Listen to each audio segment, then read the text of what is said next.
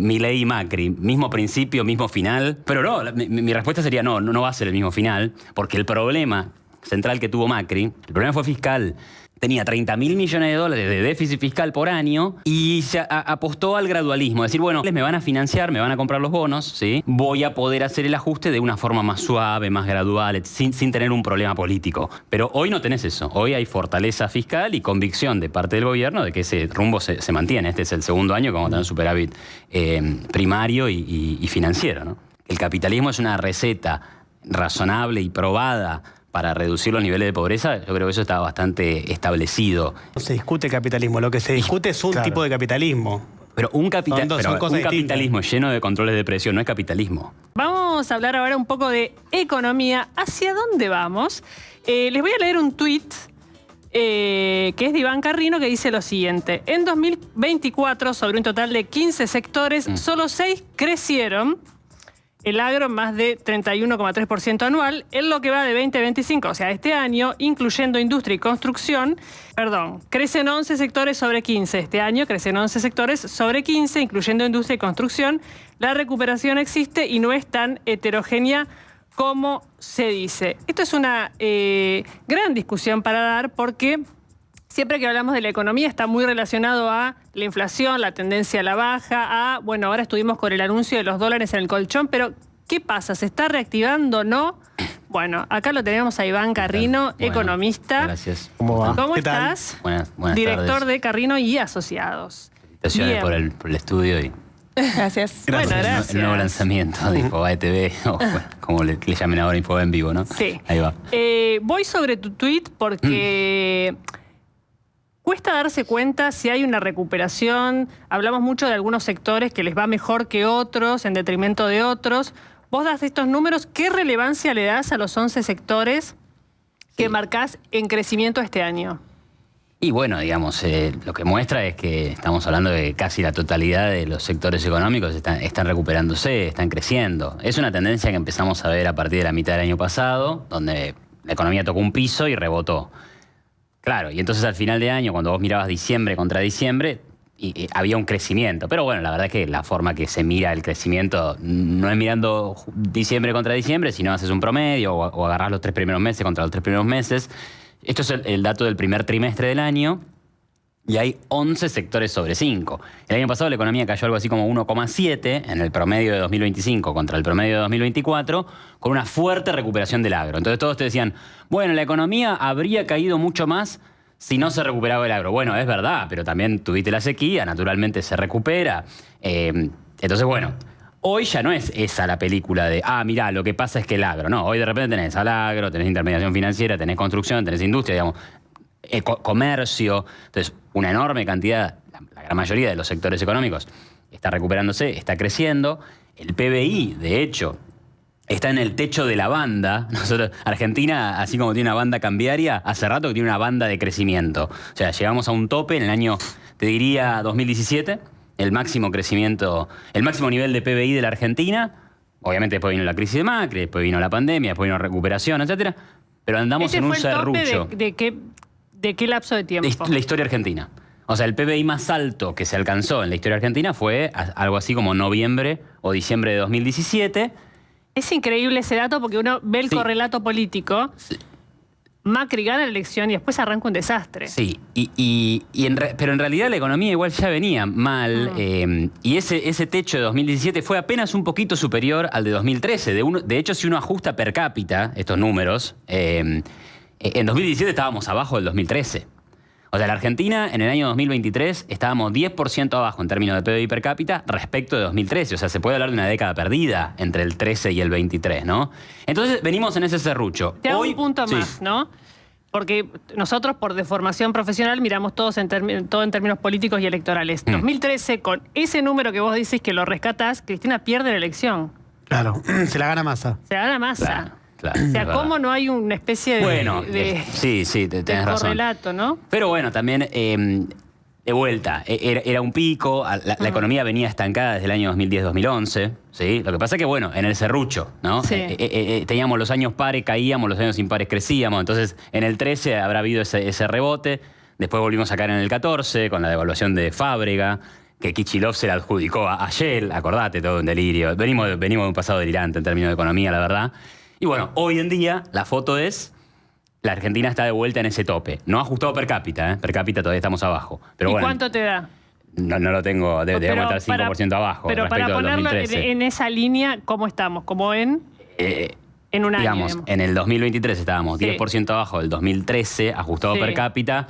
Hoy debemos estar 7, Ok. 6, ¿sí? Porque hay algo de recuperación. Ahora, el PBI sin ajustar, estamos en el techo de la banda. O sea, si la Argentina sigue creciendo por los próximos trimestres, bueno, vamos a haber salido de ese letargo, de ese túnel en el que estábamos. Entonces el desafío es, bueno, a ver qué pasa en el futuro, si podemos consolidar un crecimiento sostenido, que es lo que han hecho todos los países que lograron estabilizarse, transformarse en predecibles, y eso genera empleo, baja de pobreza, digamos. Ese es el objetivo, ahí es donde tenemos que apuntar, ¿no? ¿Y qué pasa? Porque veo estos números y en paralelo, ¿qué pasa con el consumo? ¿No? Que es otro universo. Creo que Santi Bulat nos decía que este último mes se notaba una caída, que le había dado bien en marzo, pero que había una caída, y eso que hubo una baja de la inflación o las expectativas de eventualmente un salto a partir del cambio del sistema cambiario podía generar una suba de precios. ¿Vos cómo analizás el consumo en relación a este escenario? Obviamente va un poco de la mano, ¿no? Por supuesto que podemos ver el último dato y decir, bueno, a ver, cayó, etcétera. Yo lo último que vi de supermercados, shoppings y demás, no eran malos datos, había alguna recuperación. Vino más rezagada respecto de otras variables, como puede ser la baja de la inflación o la mejora del salario real, lo que puede estar explicado, porque a vos te puede subir el salario real, pero tenés que destinar más plata en términos reales a pagar la luz, el gas, el transporte, porque obviamente esos precios fueron pisados por un montón de años, quedaron atrasados y tenés una de dos. O dejás que el sistema se funda, o una de tres en realidad. O emitís y le das alimento a la inflación pagando esos subsidios, o bien sincerás la realidad, actualizás esos precios y bueno, lo pagamos los consumidores. Entonces ahí el consumidor, en vez de ir al cine, bueno, tiene que pagar más el transporte, ¿no? Entonces eso puede explicar que el consumo en shopping, supermercados, tiendas de electrodomésticos haya venido un poco más lento que antes. Ahora, todos estos números van de la mano. Si hay una recuperación económica, si baja la inflación, si la economía empieza a estabilizarse, como de hecho vemos que está estabilizándose, estamos camino hacia un país mucho más estable y normal, bueno, ¿qué va a pasar en el futuro? Bien, viene como un indicador retardado, digamos, el tema del consumo. Entonces, hay más producción ahora, ¿no? Porque eso es lo que indica el PBI o el estimador mensual de actividad económica. Bueno, a alguien se las va a tener que vender la producción. No es que los empresarios producen porque son tontos, están produciendo, eventualmente también va a acompañar el consumo, ¿no? Te escucho y pienso como ves como que está saneándose la macroeconomía, digamos, están... Y esto del consumo podríamos leerlo como la micro, que todavía no termina... Sí. ¿No? Yo no soy experta, por eso digo, No, si lo digo mal... Siguen siendo datos agregados, digamos, pero sí, es más micro, ¿no? Ver qué pasa con el supermercado. No, te lo pregunto esto, porque da la sensación, vos hablás de la recuperación del salario real, y después como que la gente tampoco le alcanza. Entonces como si uno pudiera entender que se está yendo por el buen camino, que la economía, que las cosas, para que funcione, pero todavía la gente no lo siente. Sí, pero bueno, por eso también... O puede ser que esté mejor, pero que haya gente que lo va a sentir y gente que no. ¿Entendés? Bueno, porque también puede pasar. Naturalmente... Arreglás la macro, pero No. en la micro tenés desigualdad, que puede suceder, Además, pasa en muchos países. Bueno, a ver, además, sí, eso, pero el indicador de salario real que gana, que está creciendo, el salario que le está ganando la inflación, sobre todo es el del sector privado formal. O sea, si le vamos a hacer una entrevista en la calle a uno de los 45.000 empleados públicos que ya se quedaron desafectados del Estado y que hoy no tienen trabajo, supongamos que no consiguieron trabajo, bueno, por supuesto te va a decir, no, yo estoy peor que antes, sí, obviamente, ¿no? Pero por eso tenés el sector privado formal, tenés el sector público, tenés el sector informal. Estos últimos dos han perdido contra la inflación en esto de último año y medio, no así el salario privado registrado. Y el informal está recuperándose más rápido de lo que está recuperando el salario en el sector público. Ahora, dicho esto, bueno, claro, uno va a la heterogeneidad, al caso particular, y va a encontrar alguno que está peor, otro que está un poco mejor, otro que está bastante mejor. Pero por eso miramos más bien los datos agregados para dar alguna señal de tendencia general de la economía, ¿sí? Y obviamente, a veces las sensaciones o lo que, bueno, a mí no me alcanza, está bien, pero miremos los datos agregados para poder hacer alguna aseveración medianamente seria o ajustada a la realidad, más bien promedio. Lamentablemente nos movemos en eso los economistas que miramos los datos. Claro. Iván, ¿qué pasa con la balanza comercial? Porque está viendo los números de abril, dio un aumento del 17% en relación al mes pasado. Está casi igual importaciones y exportaciones, muy, muy finito. Pero si vos tomás enero, abril, primer cuatrimestre, exportaciones, corregime si me equivoco, un crecimiento del solo del 5% e importación del 75%. Sí. ¿Qué pasa con eso? Como primera cosa, te diría, habría que agarrar las estadísticas de la balanza comercial y no continuarlas. Digo, mirá lo que te digo. ¿En qué sentido? No son importantes. Okay. En algún sentido no son importantes. O sea, en este sentido, vos tenés un país con superávit fiscal. Sí. Vos tenés un país con tipo de cambio libre. ¿Sí? Que está yendo hacia una libre movilidad de capitales. Bueno, se exporta lo que se exporta, se importa lo que se importa. Históricamente hay un foco en que la balanza comercial es problemática. Bueno, es problemática cuando hay un cepo. Cuando pones un tipo de cambio de 300 pesos cuando el dólar vale 1.000. Claro, si haces eso es obvio que te van a ir corriendo a las importaciones y nadie va a querer exportar nada. Pero ahí lo que estás haciendo es metiendo una enorme distorsión de parte del gobierno, ¿sí?, que rompe la cuestión comercial. Pero el problema no es la balanza comercial en abstracto, sino el gobierno está premiando las IMPO y castigando las Expo. ¿Hoy tenés eso? No, hoy tenés un tipo de cambio que, dada la política macroeconómica en general, bueno, se ha mantenido estable. Y de hecho sí, podemos decir, bueno, ha caído en términos reales, toda esa discusión sobre el atraso cambiario, puede haber un tema ahí. Ahora, si Argentina hace las cosas bien, estabiliza la macro, sigue cayendo el riesgo país, genera confianza, genera muchas inversiones, bueno, ¿qué vas a tener?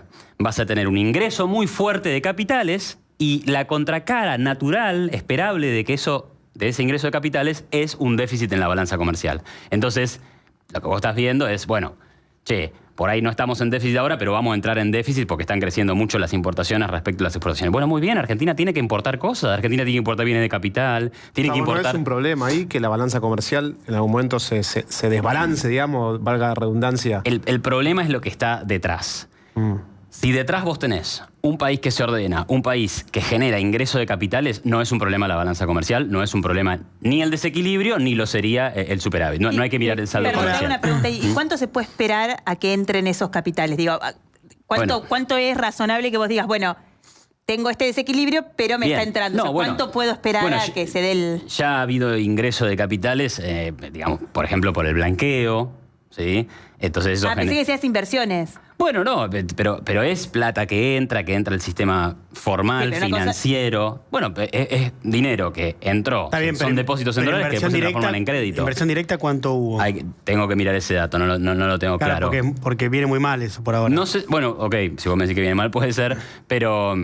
esto funciona así. Yo pensé que decías tipo con inversiones como con el RI, que viniera como plata. Obviamente también. A quedarse acá obviamente también. Pero por eso, como no tengo bien claro, además las estadísticas de inversión extranjera directa, bueno, hay que mirar, el Banco Central publica ahí, pero... Puede ser extranjero, puede ser de acá o no. Puede ser de acá también. Alguien que se anime a... Pero digo, ingreso de capitales es... Hay un reconocimiento que es un poco extraoficial por parte del gobierno de que este año no esperan inversiones en dólares y por eso los dólares debajo del colchón, que no está hecho para los grandes, sino para los pequeños. Hay un reconocimiento que hasta que no pase la elección, hasta que no terminen de sacar completamente el cepo, porque eso no se quitó, hasta que no permitan girar dividendos de las empresas a sus casas matrices, no va a haber una lluvia de dólares. Esto es bastante reconocido por parte del gobierno. Sí, a ver, no sé si es lluvia de dólares o no, pero el hecho de que el riesgo país haya bajado de 2.700 puntos a 600 puntos, bueno, ¿refleja qué? Refleja que alguien está comprando bonos argentinos, ¿no? Los bonos argentinos cotizan acá, cotizan afuera, las acciones argentinas que cotizan en Argentina o las que cotizan en Nueva York también suben. O sea, eso es inversión, esos son capitales que ahora miran a Argentina y dicen, bueno, vamos para adelante. No sé si es lluvia, digamos, tampoco hay que volverse loco con eso, ¿no? ¿Eso no le pasó a Macri cuando se complicó, se fueron todos? Porque con Macri en riesgo el país con 17 Macri el riesgo estuvo país... mucho más abajo. Buenísima la pregunta. Digo, para entender Con que Macri, podría ser distinto no, esta vez. perfecto.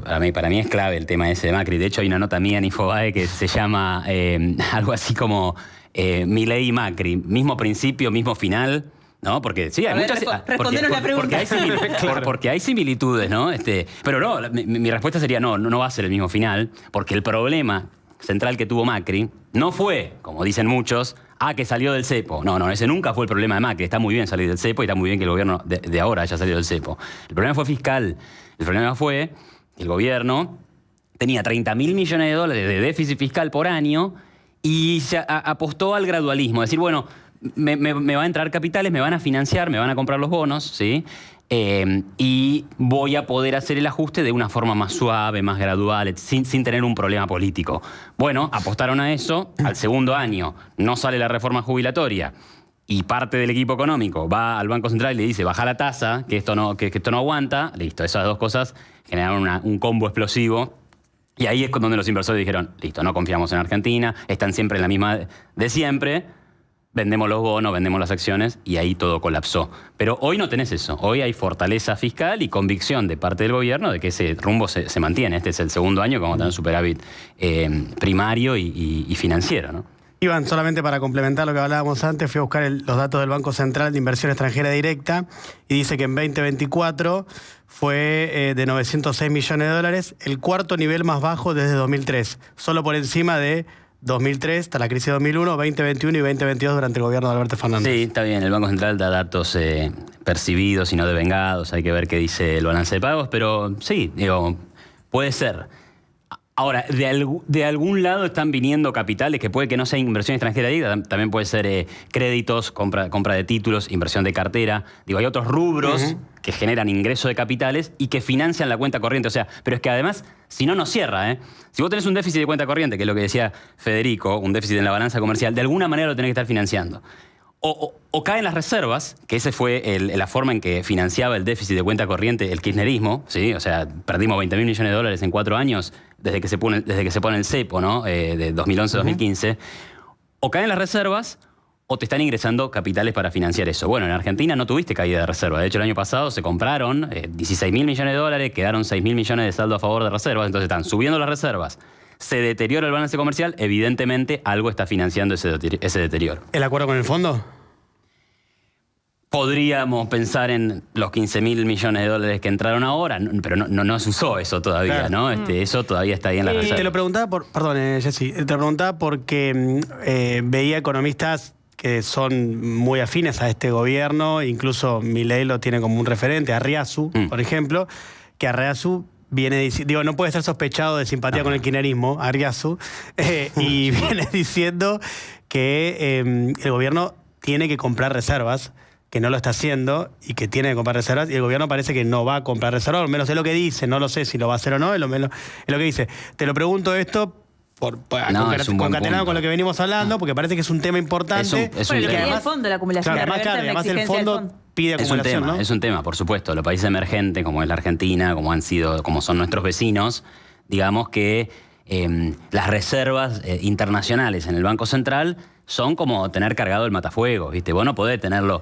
Es una cuestión de emergencia, ¿no? Vos tenés que tener reservas, ¿por qué? Bueno, porque eventualmente hay inestabilidad internacional o problemas internos, como Argentina ha atravesado tantas veces, y la gente se abalanza sobre los dólares, la gente, la plata que ingresa se va, etc. Entonces vos necesitas hacer reservas para eventualmente intentar moderar saltos disruptivos del tipo de cambio. Entonces, es verdad, es un argumento muy válido el deseo de que Argentina acumule reservas. Ahora, también veamos la otra parte, ¿no? ¿Cómo las compras? Bueno, ¿las compras emitiendo dinero? El Banco Central dice, yo emito dinero si el tipo de cambio está abajo de la banda, que es razonable. También tenés una regla cambiaria, ¿no? Entonces, es deseable tener reglas y no romperlas.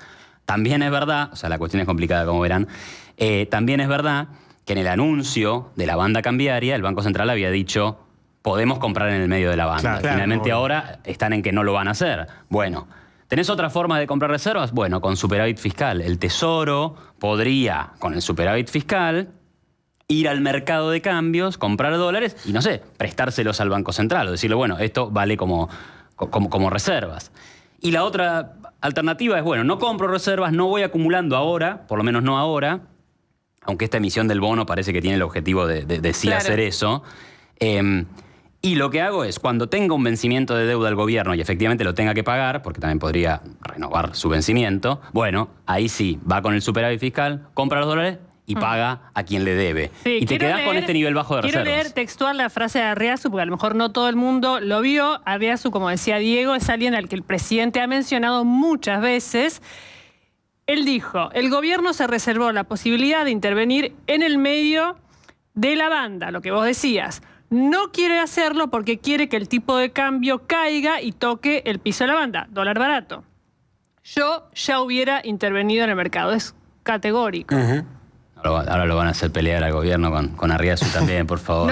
No, pero es muy... Decíselo a Arriazu, que lo dijo. Es muy directo, o sea, es como muy directo el planteo que está haciendo y que está viendo y que está tomando, está haciendo un punto importante ahí. Perdón, ahora, Jessy. ¿qué otro contra puede tener? ¿Qué contra puede tener, más allá de lo que vos dijiste, el planteo de Arriazu?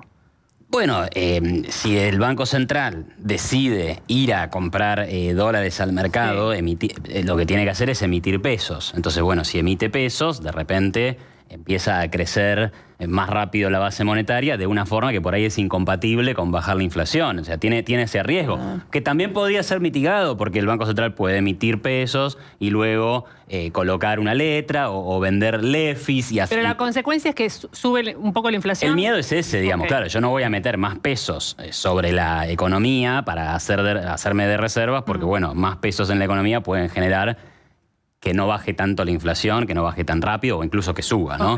Ese es otro de los temores. ¿Cuán vinculado pensás que está todo lo que pasó en estos días con la batería de medidas vinculadas con sacar los dólares del colchón para remonetizar la economía con, volviendo al tema del principio, el consumo? ¿Cuánto crees que está vinculado con eso? Sí, yo creo que hay un deseo ahí de que se mueva la economía.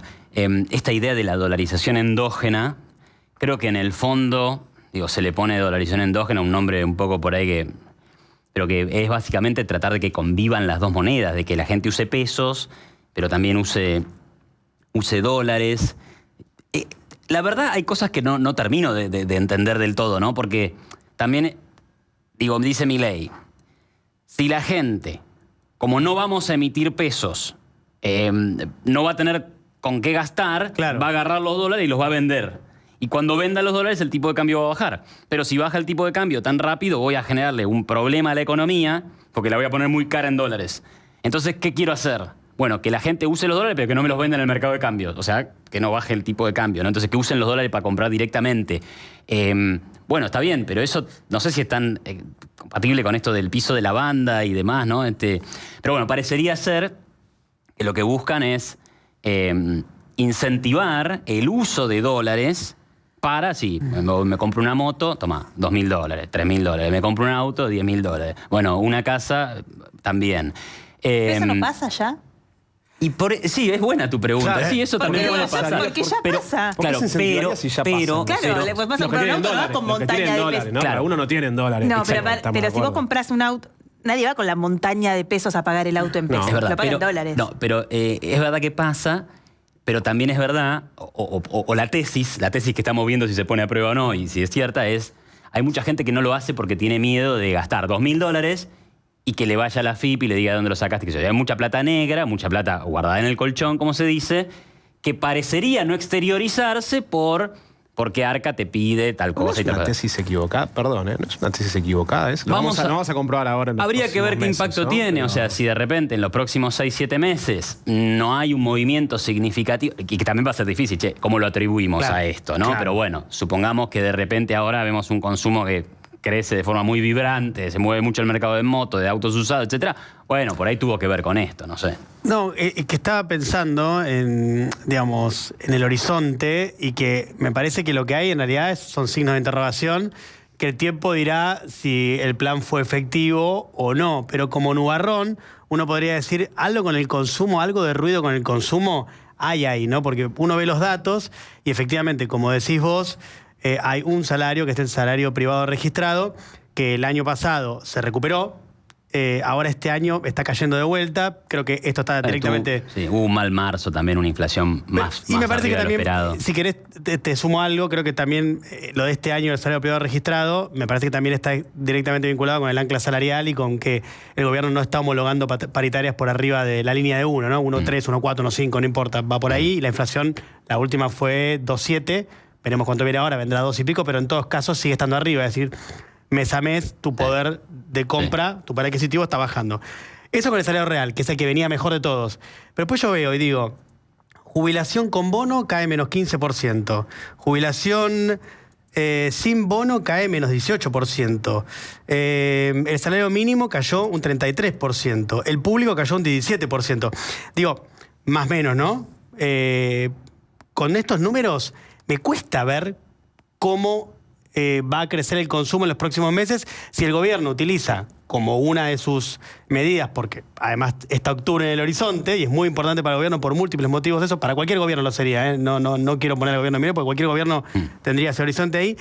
Me cuesta ver cómo usando el ancla salarial se va a reactivar verdaderamente el consumo. Bueno, voy a ir a algo que por ahí, digamos, claro, porque uno se concentra en el último dato que llega. Voy a ir a algo que por ahí no te va a responder satisfactoriamente, ¿no? Y además puede que hasta sea desagradable, pero hay una cuestión que es lo siguiente, que necesitamos algo de paciencia también. ¿En qué sentido?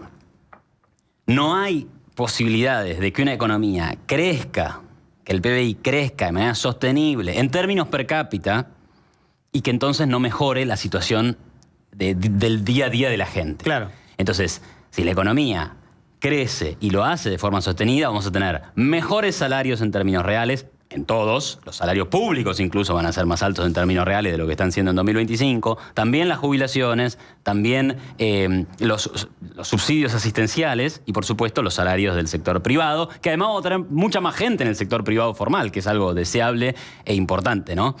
Pero bueno, para eso hay que arreglar la macroeconomía, seguir con esta tesis de tener unas cuentas públicas equilibradas, un banco central que sea duro y ortodoxo contra la inflación, y eso puede llevar tiempo, eso lleva tiempo, pero son las cosas que se necesitan hacer para que vos eventualmente, por ahí no mañana, tengas mejoras en todos esos indicadores que hoy decís, che, pará, esto está peor que el año pasado, peor que en el 2023, etc. Sí, puede ser, pero es un proceso, digamos, no puede pasar de la noche a la mañana. Iván, y te hago una pregunta, porque te escucho y pensaba, o sea, es deseable que eso suceda, pero no puede ser que no sea necesariamente así. Te explico. Me acuerdo, me vino a la cabeza una frase de la Nata, que él decía que el modelo de Milei era un modelo 80-20. ¿Por qué? ¿Qué es 80-20 en qué sentido? Vos arreglás la macro, o sea, como el país está sano y está bien y qué sé yo, pero hay un 80 que no disfruta o no percibe esa mejora y un 20 que es muchísimo más rico de lo que ya era. O sea, como por eso yo te ponía otros países de América Latina que inclusive años atrás eran así, como países muy desiguales, qué sé yo, no sé, propio Venezuela, tenías, y inclusive geográficamente, me acuerdo en Caracas, donde había sectores de la ciudad que eran para gente de determinado poder adquisitivo y otro sector de la ciudad que es para otro, o sea, como que realmente la gente ni se mezcla. Que eso en la Argentina es distinto porque tenemos otra cultura, hemos tenido la clase media argentina, que si vos miras las estadísticas está cada vez más chica.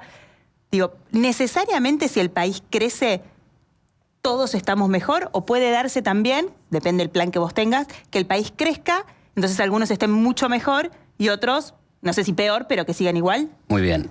Solo en primer lugar decir que Venezuela es muy malo como ejemplo, digamos, porque obviamente que la historia de los últimos 20 años... Lo puse para que fuera bien concreto, para que se viera... Podemos hablar de, qué sé yo, de si Chile es desigual o no, por ahí un país que tuvo una historia más capitalista, Perú. Por ahí Perú o Colombia, está bien. Pero lo ponía para que se entendiera el ejemplo. Además, yendo a lo que vos decís, digamos, tendría que haber traído un gráfico que es súper elocuente sobre esto, que es... En un eje vos tenés el dato de pobreza, ¿no? Y en el otro eje tenés el dato de PBI per cápita, ¿no? Entonces, ¿qué ves? Un montón de países distintos, con pelotitas, ¿no? Entonces, Brasil, México, China, etcétera, ¿no? Bueno, Brasil también es muy desigual. Bueno, claro, pero en la medida que han aumentado su PBI per cápita en un proceso de 20, de 30, de 40 años, ha caído el nivel de pobreza, ¿sí? Entonces, puede darse que en ese proceso los más ricos crezcan en su ingreso mucho más de lo que crecieron los más pobres, bueno, puede darse y el país va a terminar siendo más desigual, pero vas a tener una clase baja más chica porque de repente vas a tener menos pobreza. ¿Sí? Entonces me parece que ese es un poco el objetivo. Argentina tiene 38% de pobres. Entonces, si vamos a 5, a mí no me importa si el país es más desigual. Tenemos 5% de pobreza, ¿me entendés? Sí, a mí no sé si no me importa que no sea más desigual, pero no importa. Vale el punto, pero digamos, vamos a estar todos mejor. Pues vos lo que querés decir es que independientemente de cuál sea tu programa, tu plan, lo que vos quieras, si creces, crecemos todos. Sí, pero no es independiente del programa. El programa tiene que ser capitalista, ortodoxo y serio para crecer. Una vez que creces por muchos años seguidos, de forma sostenida, entonces la pobreza baja. Y que la pobreza baja implica que crecimos todos. Ojo, por ahí uno creció mucho más que el otro, claro, pero quiere decir que crecimos todos. ¿Eso no es la teoría del derrame, Iván? Se le ha puesto teoría del derrame, pero para mí es lógica económica. Digamos, está probado, digamos, es la evidencia. Lo han experimentado países que no están tan distantes de nosotros, digamos, Chile, Perú, Colombia, Uruguay. Uruguay no hace las locuras que hacemos nosotros, digamos. No es que, bueno, el Estado que emita, que gaste, que ponga un precio máximo. Eso sí que es algo que no conduce al crecimiento de largo plazo. Después habrá variantes, habrá países mucho más ultracapitalistas, habrá países un poco más donde hay una red de contención más importante que en otros, ¿sí? Seguro. Pero el capitalismo es una receta razonable y probada para reducir los niveles de pobreza. Yo creo que eso está bastante establecido en la ciencia económica, por lo menos. Creo que el capitalismo no se discute, ¿no? Creo que no está. Bueno, lo hemos discutido bastante en Argentina, ¿no? Pero a ver, seriamente, ¿te parece? Claro, pero a mí el discurso para afuera. Después medidas anticapitalistas me parece pero, que Maru, ya no. Fíjate el decreto 70-2023 que deroga ley de abastecimiento, ley de alquileres, todo eso son intervenciones directas en los precios de mercado. Ese es el capitalismo, No, bueno, el mercado libre. Ahí, Iván, no se discute capitalismo. Lo que se discute es un tipo de capitalismo. Pero un capitalismo lleno de controles de precio no es capitalismo. Es una economía ultra regulada, ultra intervenida. Y una cuestión sagrada del sistema de mercado son los precios libremente establecidos en un mercado. Entonces, ir contra eso es ir directamente contra el corazón del sistema capitalista, ¿no? ¿Te hicimos transpirar un poco? Es que hace calor acá. Sí, pero levantó la temperatura ahora. No, quiero decir algo. En un momento hacía mucho frío y yo pedí que bajen el aire. Y ahora hace mucho calor. Y ahora hace mucho calor ahora. Claro. No, pero está bien. Iván se puso colorado. Sí, pero no, porque no sé, capaz que en esta parte vos sentiste también, ¿no? Como que de repente empezó a hacer Iván, calor. te lo hicimos a será el tema, será que nos apasiona. ¿Sabés que una vez todo planeado. el expresidente Mauricio Macri lo mandaron a negociar con Donald Trump, su padre lo mandó a negociar con Donald Trump. Él espera como 2 horas en una pequeña sala. Cuando pasa, habla con Trump, habla 3 minutos con Trump, cierra el acuerdo, sale, lo llama Franco, le cuenta el acuerdo y Franco le dice, bueno, lo insulta y le dice, te cagó, perdimos, o sea, no, contame qué pasó, ¿no? Bueno, estuve en una sala esperando y hacía un calor terrible. Es eso, le dice. Te la hizo a propósito. Te pusieron la calefacción al máximo para que entraras desgastado. Bueno, fue lo que te hicimos recién a vos. Bueno, fue desigual esto. Vos que te utilizamos las herramientas que hay que utilizar, Iván, como corresponde. Bueno, ahora que se va Iván, pongamos el aire. Sí, ya está. Ahora ya podemos. Gracias Muchas gracias por la Gracias. charla y la buena onda también.